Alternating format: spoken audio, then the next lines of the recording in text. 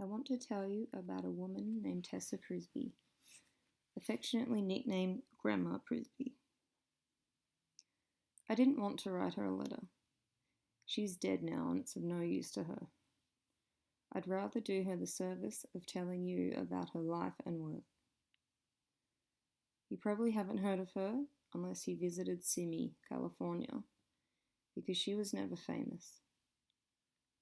Not famous anyway, in that way that causes complete strangers across the ocean to know your name and maybe even care a little about what you did. Grandma Prisbrey was one of the artists they call outside. I only learnt of Tressa Prisbrey's work a year or two ago. She isn't an artist that had a formative impact on me the way that many other incredible women I could name did. You'd know most of them. They are up to their eyeballs in fanfare and they don't need any more of mine.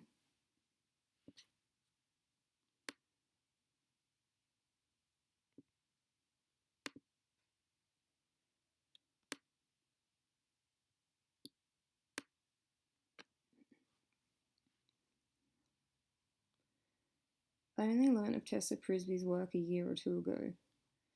So she isn't an artist that had a formative impact on me the way that many other incredible women I could name did. You'd know most of them. They are up to their eyeballs in fanfare, so I reckon they don't need any more of mine. I wanted instead to recognise the work of someone who didn't really even conceive of themselves as an artist. Is it artistry to be so excruciatingly poor that when you need to build yourself a structure to house your huge collection of commemorative pencils, you do it with thousands of glass bottles that you glean from the town dump by hand almost every day before packing them together with cement? What I admire is the invisible line for some between artistry and a desire to survive beautifully. It's women like Tressa Prisbrey who enrich my sense of the world, who make me get up in the morning by reminding me that no matter how difficult life is, you have to find your own way to be a part of it.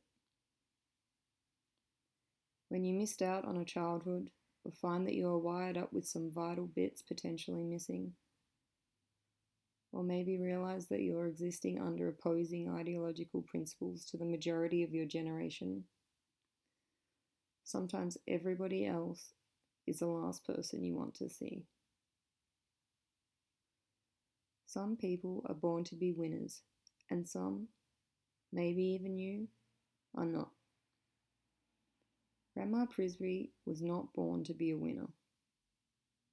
In fact, if winning and losing were states of being, quantifiable on a spectrum, Grandma Prisbrey may just well hold first place in the polar opposite to prospering. She had some of the worst, birthright given, tough as shit luck I have ever known one woman to have. And isn't that really saying something? She had the kind of bad luck you or I probably secretly think we've always had, but haven't.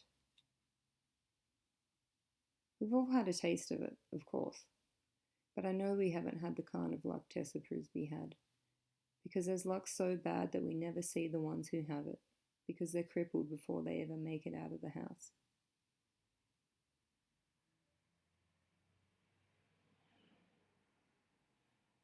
The incredible fact of Tressa Prisbrey is that rather than trying to make it out of the house, which was impossible, she just built more and more houses up around herself.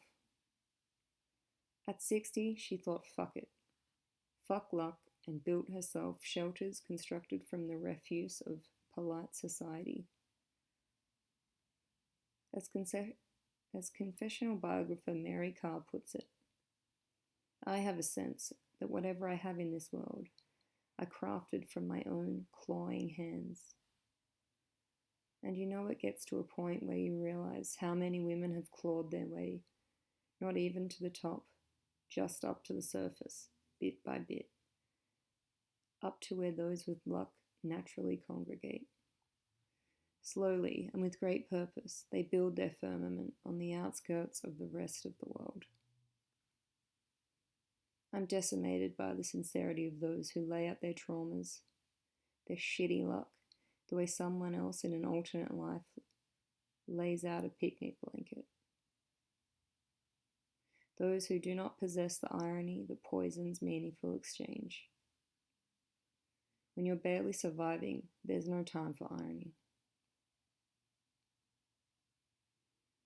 But how do they do it? How do they maintain the sheer energy it takes to wake up and say, fuck luck, every single day? Those who can are my heroes, and Tressa Prisbrey is one of them. I'm going to read for you now an account of Grandma Tressa Prisbrey's life from Outsider Art, Vernacular Traditions and Creativity by Daniel Wojcik. Before I do, I wanted to tell you that I recorded this rather than speaking publicly as I was asked to. Because artists like Tressa Prisbrey have taught me the value of letting others know through my actions, that I wish to mediate how the world infiltrates me and impresses itself upon my inner life. That to do so is not a weakness, that absence is as powerful as a presence. It takes a great strength to say, fuck luck, and not do what you were told.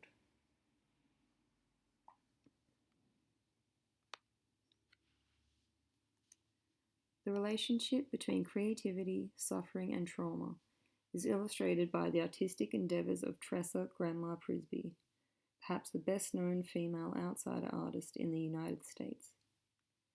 Prisbrey's Bottle Village in Simi, California, is one of the few monumental art environments constructed by a woman.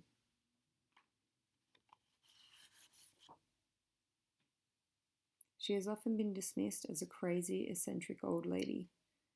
Covering a third of an acre, Bottle Village consists of numerous structures, as well as gardens, a wishing well, shrines, and colourful mosaic floors, built from bottles, cement, and debris gathered from a local dump, which Prisbrey would visit regularly in her pickup truck. She began her project in 1956, at age 60, and although she sometimes said Bottle Village was simply a hobby to keep her busy in old age, her motives were initially practical. She built a 12 by 6 foot room to store her thousands of commemorative pencils, and she constructed a 30-foot bottle wall to keep out the dust and smell of the turkey farm next to her property. Having little money, she could not afford cement building blocks, so she used the bottles salvaged from the nearby dump and her husband's drinking habit. Over the next several years, Prisbrey added more structures, including her dollhouse, made of 15,000 bottles, a shrine to all faiths, the shot glass house, a schoolhouse, the home of the little mothers, parade of the little dolls, and Cleopatra's bedroom. She worked incessantly. Her environment grew accretively over the years, and she meticulously maintained it until her death, until her health declined in the 1980s. Through her construction techniques involving row upon row of bottles placed in cement, Prisbrey created spectacular lighting effects with her translucent rooms of glowing glass radiating colour from within. She also created surrealistic effects through a creative bricolage of discarded junk, juxtaposing and recontextualizing objects and thus inventing entirely new meanings for them. For instance, her doll's head planter, consisting of dozens of decaying baby doll heads impaled on pipes and broomsticks, is especially disorienting. In addition to her skills as a bricoleur and her practical reasons for building this environment, Prisbrey said her creative activity was an expression of her prickly independence, her insistence on self-reliance, and her desire to prove that a poor, ordinary woman could make something extraordinary out of nothing. Prisbrey's resolute and homespun feminism was unhindered by restrictive gender roles at the time.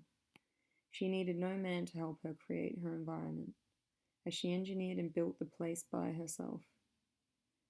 Prisbrey's reasons for creating her environment are diverse and complex, but she was motivated in part by the tragedies that she suffered throughout her life, including the sudden ending of her childhood, coinciding with her marriage at age 15 to the 52-year-old ex-husband of her eldest sister. Her later separation from him, with 7 children to support on her own. That husband's death, and the subsequent deaths of fiancés and boyfriends. Her marriage to Al Prisbrey, who was later killed in a car accident. The deaths of all of her brothers and sisters, and then the tragic and agonizing deaths of 6 of her 7 children who died of cancer or heart disease. Some of her structures were built for her dying children. For example, she created one house out of bottles and shells for a son who returned to live at home, ill with cancer at age 57, and she built a rose room and a heart-shaped rose planter for her dying 35-year-old daughter, who loved flowers. Prisbrey continued to build and maintain her structures after the death of these and other children, in part to alleviate her repeated encounters with loss.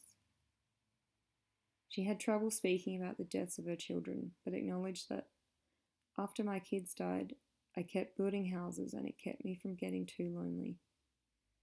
You lose kids like that, and it kinda hurts you. In building Bottle Village, Prisbrey seemed to psychologically and emotionally rebuild herself in response to grieving. There is a resemblance between the processes of aesthetic recycling and grieving. Grievers experience loss. Recyclers save things that have been lost. By salvaging discarded objects, Prisbrey brought them back to life and constructed new meanings for them, reconstructing herself in the process. Prisbrey's Bottle Village not only provided a means of dealing with suffering through creativity, but it helped to decrease her sense of loneliness by creating interactions with visitors. Prisbrey gave tours for a nominal fee, telling stories and jokes, and when the tour ended in the meditation room, she often would play the piano and sing bawdy songs, as seen in the film Grandma's Bottle Village. Through her storytelling, humour, and musical performances, she ultimately created a surrogate family of those interested people who increasingly visited her environment. Her social interactions with visitors seemed to transport her from sorrow and solitude, and their amazement and praise for her creations increased her sense of self-worth. She fondly embraced being called Grandma by everyone she met, friends and strangers alike. Surrounded by Prisbrey's structures and collections of objects, one realizes that they evoke memories of childhood and her children. Her environments contain hundreds of baby dolls, mother-child imagery, family and heart themes, and photos of her children and grandchildren. Prisbrey's creations express nostalgia for the past, for happier times when her children were young, and perhaps even a return to her own lost childhood. The configurations of objects and structures in Bottle Village also afford a sense of shelter, enclosure, and symbolic protection from further tragedies.